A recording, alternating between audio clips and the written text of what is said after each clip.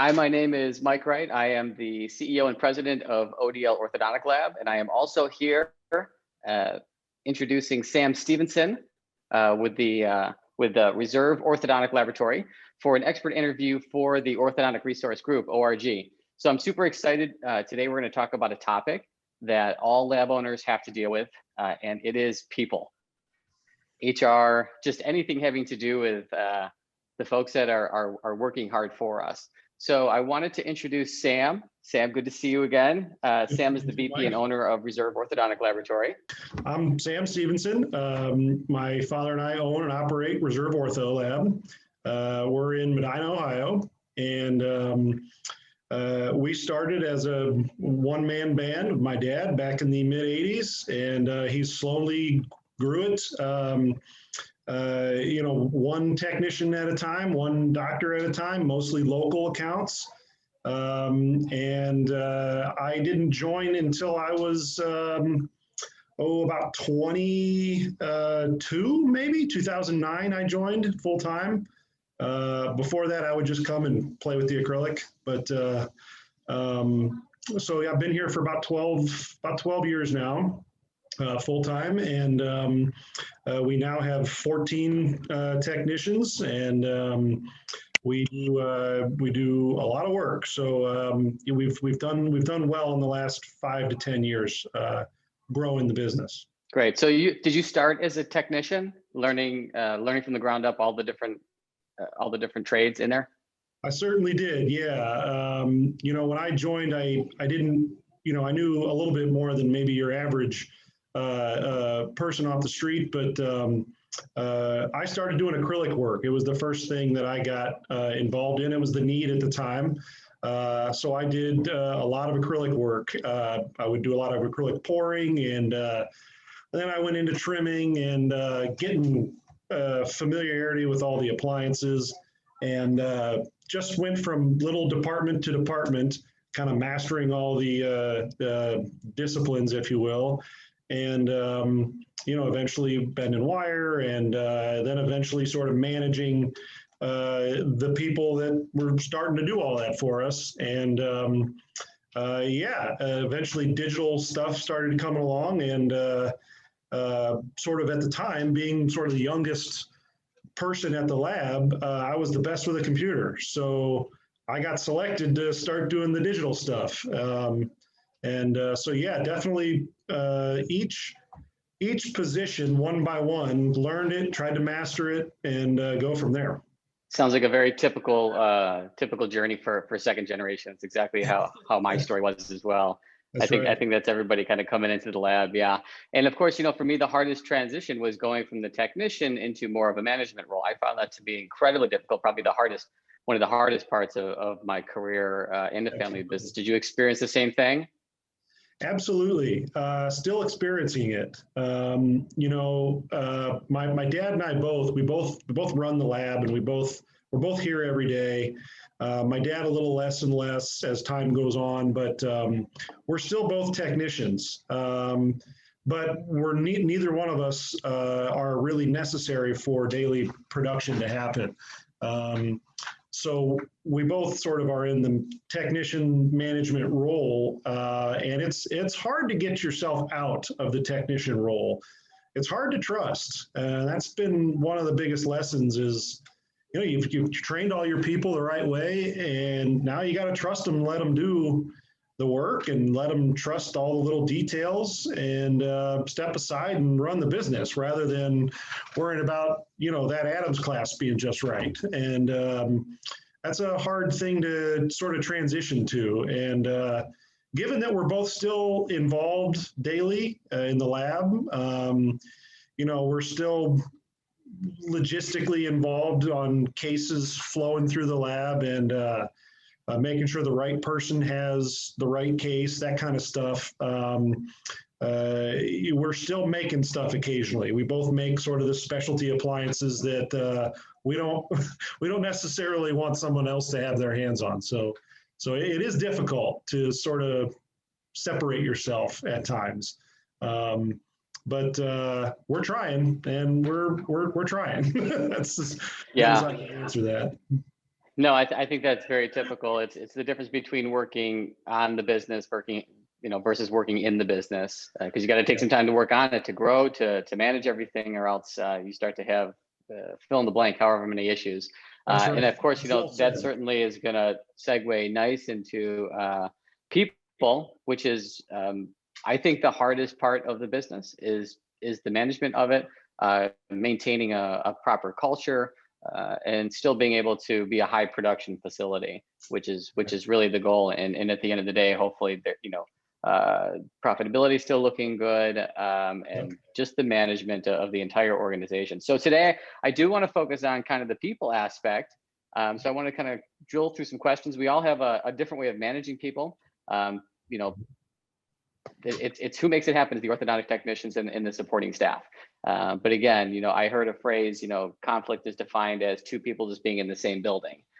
So it's certainly a challenge, you know, as you grow, having people coming in and relying on them.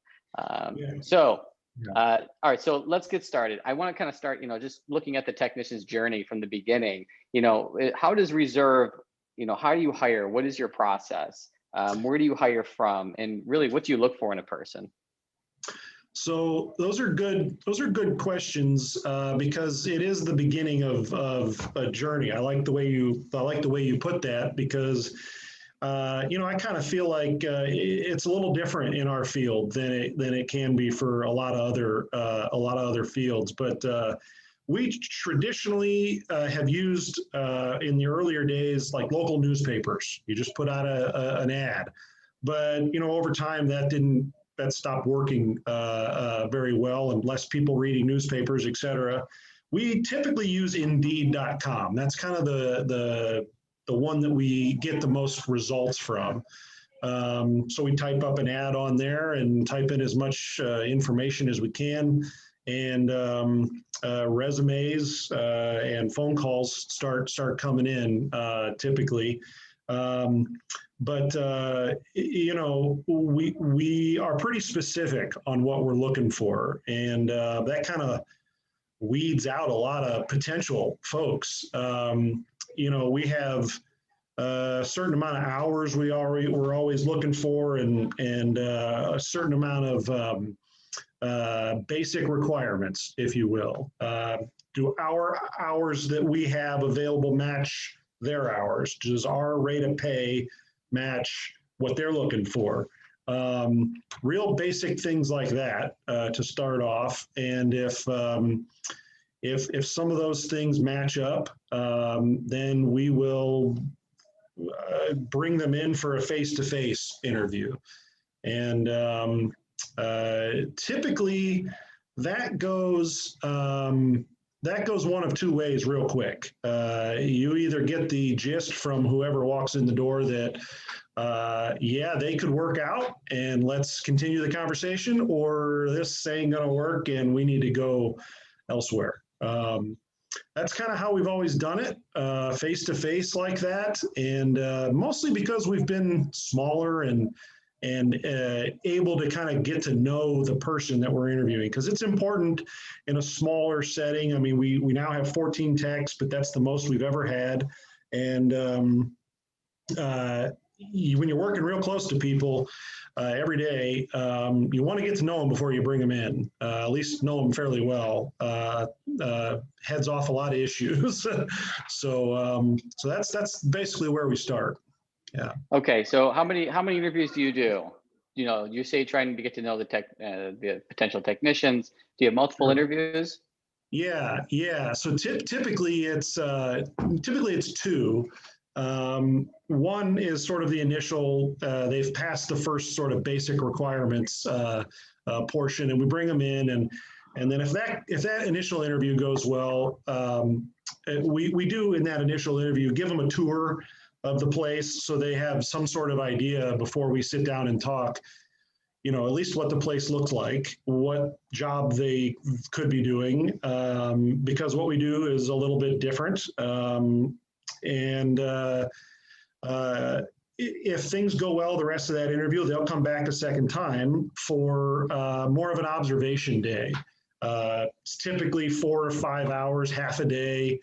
and we let them really see a more detailed picture of what we do and what they would be asked to do.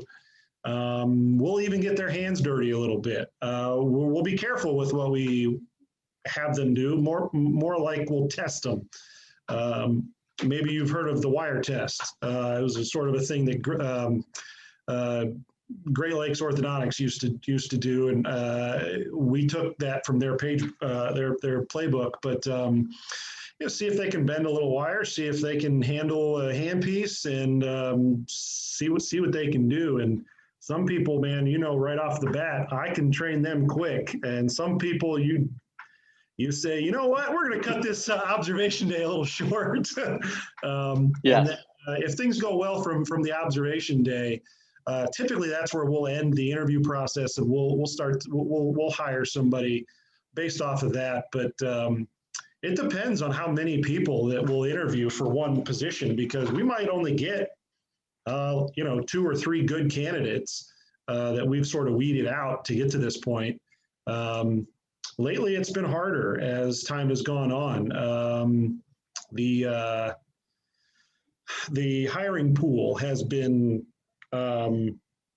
slim pickings lately over the last few years. So we've been getting fewer and fewer good candidates. So just depends.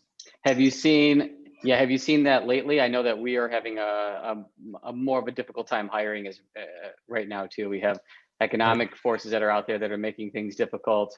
Are you seeing that where you're at as well, down in Ohio? Yeah, it's funny you say down in Ohio, because most people have to say up in Ohio, but you're in Buffalo, and that's even further north than I am, here just outside of Cleveland. But yeah, we are seeing that. We are a suburb of Cleveland. Our lab is in Medina. It's a beautiful little community, but it's a bedroom town. People live here. They don't necessarily work here. We're sort of nestled between Cleveland and Akron, and we get a lot of candidates, employees, potential employees that live in these suburbs. And when the economy is not doing well, or when Cleveland or Akron in general are going through, rougher stretches, we definitely see the ripple effect. It almost becomes harder when the economy is doing well. And what I mean is, the economy is doing well, most of the time the employment rate drops and a lot of people have jobs. So when we need an employee, that's not a lot of people out there searching for work.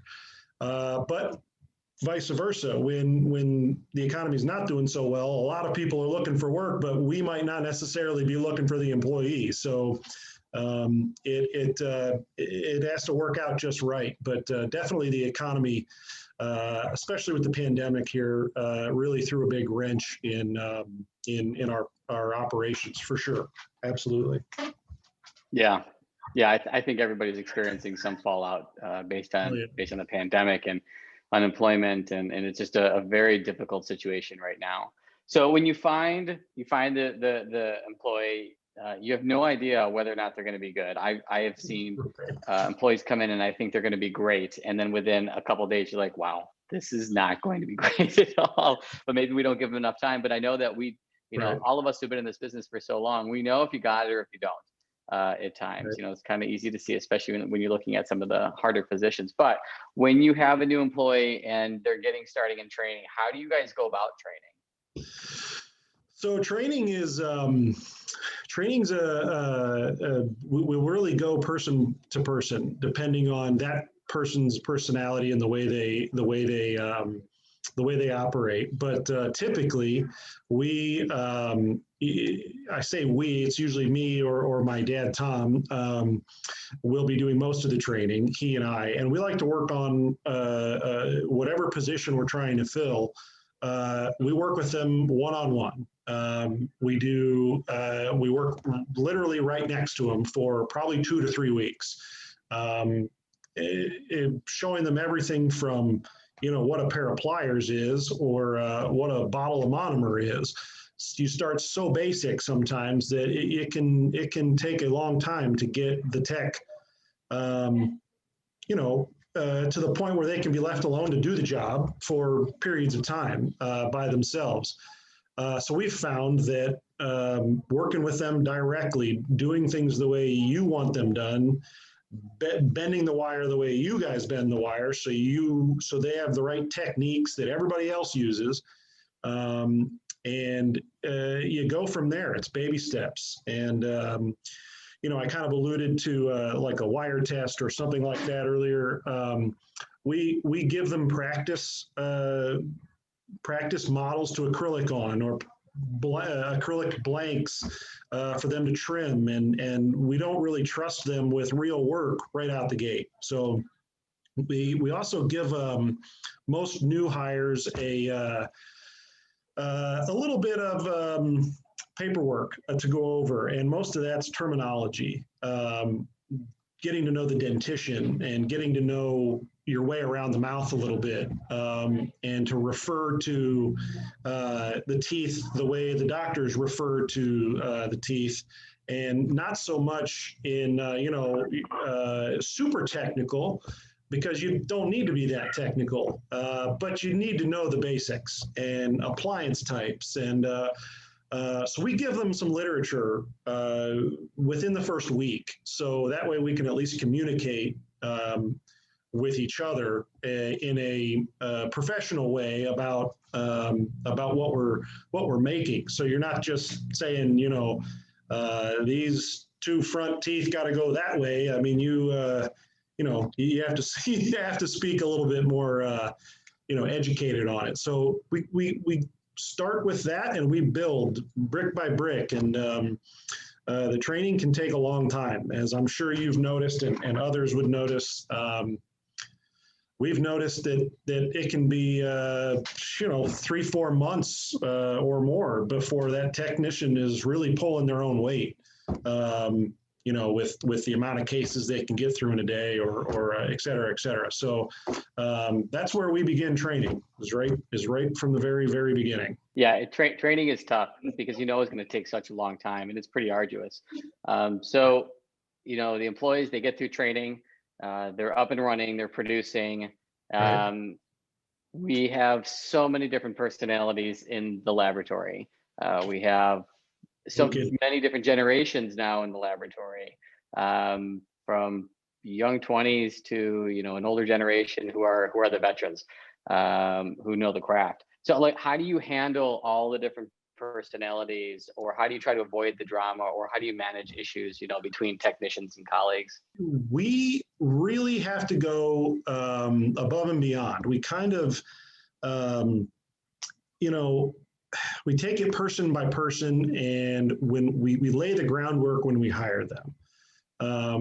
We lay out the expectations for the person when we bring them in, and we're very cautious when we do hire somebody that they don't have an abrasive personality, or a type of personality that may clash with others who are already here.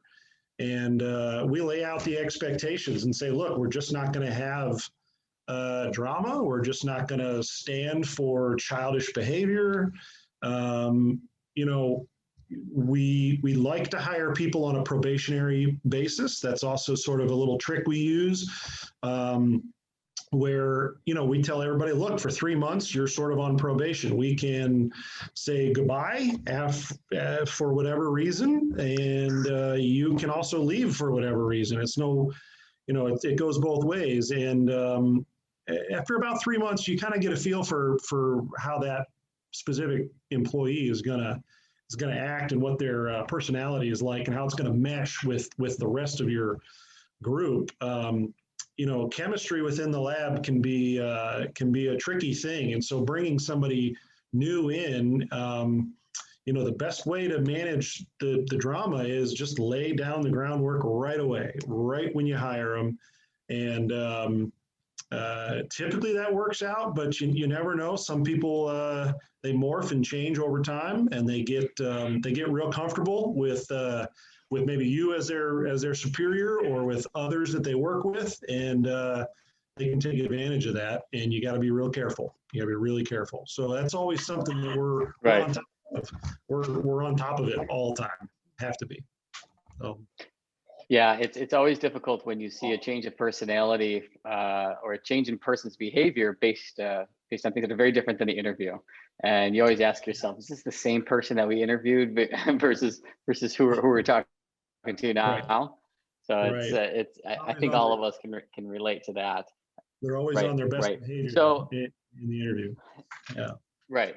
Absolutely. And that's the hardest part, is trying to make a good, informed decision, a prudent decision, with a person that meets your culture, that is going to work hard, that actually wants to work. But then at the same time, there are times when you have a situation and you have to, for the sake of the company, or sometimes even for the sake of the person, you have to terminate the person from the organization. Which is not the most fun to do, but I'm sure that you've had to handle that as well. How do you handle that? Is there a process in place prior coaching, and then what leads eventually to termination? Right. So terminating is probably one of the more uncomfortable things that we all have to deal with. But it takes a lot, in my opinion, to get terminated from Reserve Ortho. I mean, we feel like we really put in a lot of effort to retain an employee. We were just talking about training.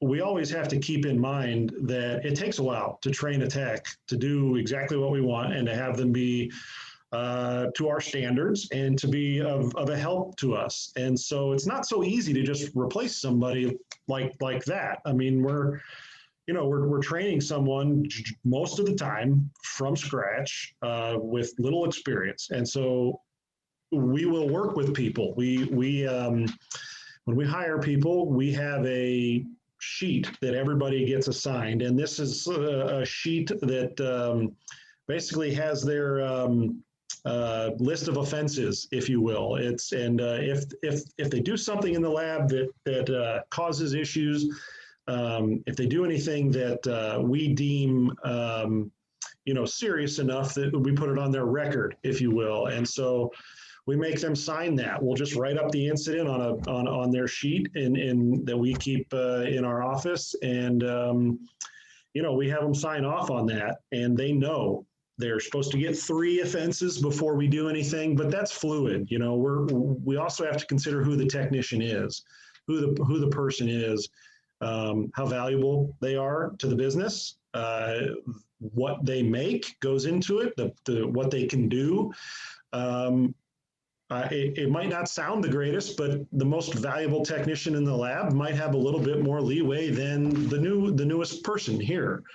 Obviously, if they have a pretty egregious offense or something that they've done that's a real no-no, I mean, of course, you got to do what you got to do. But it's mostly been, in our experience, a case-by-case basis. And if you see that the same old pattern with the same person over and over and over, sometimes you say, okay, we'll hire somebody, we'll train somebody, and we'll let this person go.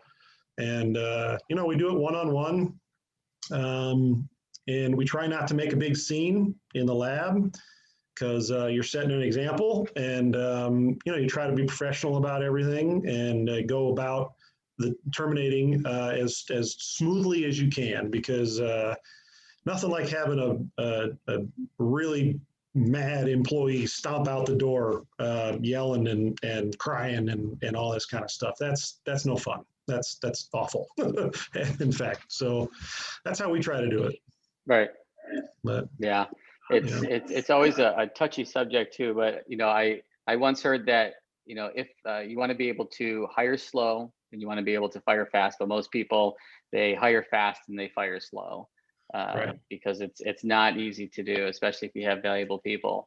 But there's always that you always have to, at least a lesson that I've been learning is, you have folks that may be spreading that toxic behavior, for example, and you may eventually let that person go, and the rest of the staff is like, Phew. Oh my goodness. I can't believe Yeah, it took so long, yeah, and so it's always good to keep that in mind, that yeah, other people are looking through a different lens than we are, because we understand, it's production can suffer and so many things can, but sometimes, the right. other employees are there watching all of that. So it's always a touchy subject, and it's always interesting to see how other people handle it, Yeah, because it is very difficult. So that's, yes. you got your hiring, things don't work out, obviously there's termination, you have to term somebody. As far as, just the final question here, I'm sure that other folks are kind of wondering too, is, where do you start your rate of pay at? Rate of pay is typically based on experience. And we've touched on it a little bit before, but not many people come to us with any experience in dental or ortho work at all, especially from a lab perspective. So we start usually between 12 and, or I'm sorry, 10 and $12 an hour is basically where the bottom starts. And of course, if somebody does come to us with some experience in the dental lab world or the ortho lab world, or has worked in a orthodontist's office or a dentist's office, typically they know a few things they already coming in. They know the dentition, they know some of the terminology, and they have a gist of how a lab's relationship works with a doctor's office. Those things are an advantage, and those things we don't have to teach, and we don't have to spend time showing people or teaching them. And so we value that a little bit, and so we start those people a titch higher, probably right around $14 an hour. But typically we start $10 to $12 an hour. Um, and usually for the first 3 to 6 months, that's where most people stay. But if we decide, after that 3 to 6 month period is up, that this person's probably going to work out, we start slowly bumping them up incrementally. And we give people reviews after a year and after 18 months and 2 years.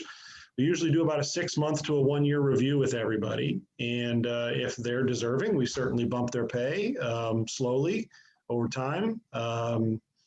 But payroll can get kind of wild sometimes. But good people cost good money, and we're willing to pay it for the right folks. But that's typically where we stay right out the gate, is that $10 to $14 an hour time pay rate. So Piece of advice, say for a solo lab owner who is looking to hire maybe their first person, or maybe it's their second person. After your experience, growing your laboratory to 14 people, what's that tidbit or that nugget that you want to let the industry know? If there was one little thing I could give a piece of advice to somebody, would be, don't don't wait too long to do it. Do it at the time that's right for you. But if you're concerned about being able to afford to pay another person, or you're not sure if you have enough work to be able to afford a second technician, you'd be really surprised at, once you hire them, once you give them some work to do, how much work you actually end up building over time, and giving them work to do. And before you know it, it won't take very long. You'll go, man, what would I do without that person? It would be impossible to run my daily operation without that person. And we have found that to be true over and over and over again.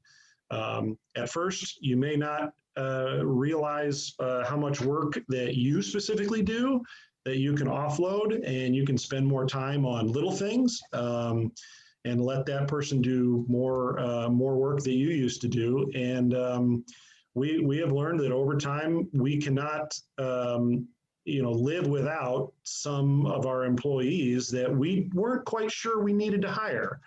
But lo and behold, you bring them on, you work hard to grow your lab, and you find work for them to do that's profitable for you. And after a little while, you may have to bite the bullet with payroll a little bit, but they'll be doing a lot of work for you that you certainly wouldn't be able to handle again if you didn't have that extra person. So that would probably be my little bit of advice, I guess. So. Great advice.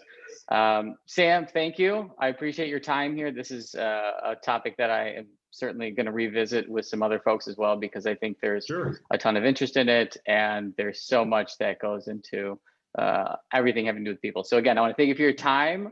And I want to thank all everybody from the ORG for watching this, and stay tuned for the next episode. Thank you, guys.